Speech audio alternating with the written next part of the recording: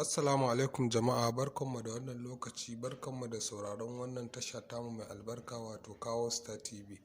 A yau dai labaran namu zai faro ne daga yankin Niger, arewacin ƙasar nan tamu ta Najeriya, inda aka samu rahotanni a yau cewa daren jiya Talata an saci ɗalibai da malamai da dama daga makarantar sakandare ta gwamnati da ke jihar Niger.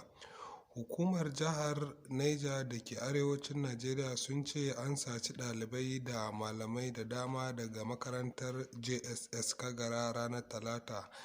Wani jami'in gwamnatin jihar ta Niger ya tabbatarwa da kafafen yada labarai aukuwar hakan, sai dai har izuwa yanzu ba a tabbatar da yawan ɗalibai da malaman da aka sace ba, yana mai cewa an saci ɗalibai 4 da wasu daga cikin iyalan malaman. Amma wasu rahotanni sun nuna cewa 'yan bindigan sanye da kakin sojoji ne suka hari wannan makaranta da ke Kagara, wadda ke da ɗalibai kusan 1000 a daren Talata, inda suka ci ƙarfin masu gadin kafin su yi awon gaba da malaman da kuma ɗaliban da ke cikin wannan makaranta. Sai dai majiyarmu ta Kawo Star TV ta ce wasu daga cikin ɗalibai sun tsere a lokacin da aka yi wannan satan. A halin yanzu dai ana can ana kirga ɗaliban da suka rage a wannan makaranta da ke Kagara domin sanin hakikanin yawan waɗanda aka sace daga cikin ɗaliban.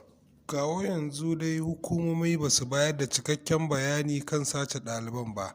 Idan ba a manta ba, a watan Disamban da ta gabata ne aka saci ɗalibai fiye da 300 daga makarantar sakandaren Kankara da ke jihar Katsina, wanda lamarin ya ja hankalin duniya.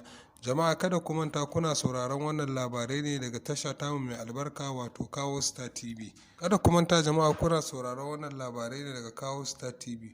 Domin samun labarai da dumi su sai a danna subscribe, sannan kuma a danna mana ƙararrawa. Za ku ringa samun labaranmu cikin gaggawa daga zarar mun ɗaura. Mun gode, bisalam.